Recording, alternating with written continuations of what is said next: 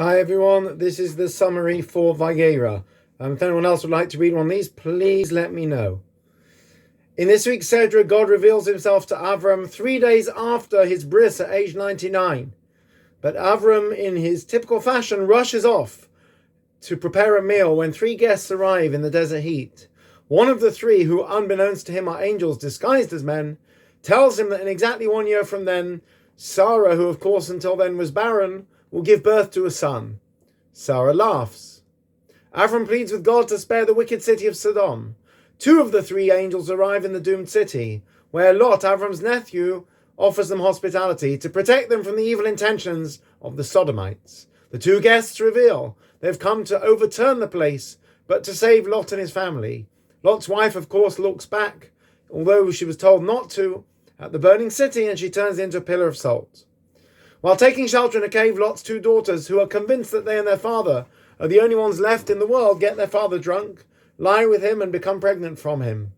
The 2 sons born from this incident become the fathers of the nations of Moab and Ammon. In fact, the names are play on words. For example, Moab, from my father, I became pregnant.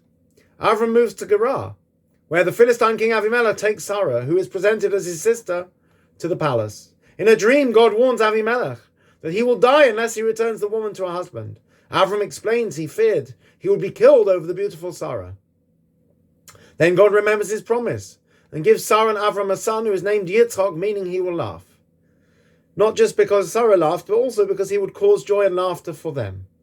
Yitzchak is circumcised at the age of 8 days, when Avram is 100 years old and Sarah a mere 90 at their child's birth. Then Hagar and Yishmael are banished from Avram's home and wander in the desert. God hears the cry of the dying lad and saves his life by showing his mother a well. Avimelech makes a treaty with Avram at Beersheba, where Avram gives him 7 sheep as a sign of their truce. The Sedra ends with the Akedah, the binding of Isaac, which we read on Rosh Hashanah.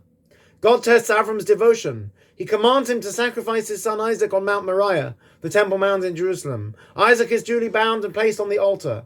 Avram raises the knife to slaughter his son, but a voice from heaven calls to stop him, and instead a ram caught in the undergrowth by its horns is offered in his place. Then Avram receives news of the birth of a daughter, Rebecca, to his nephew Bethuel. Shabbat Shalom.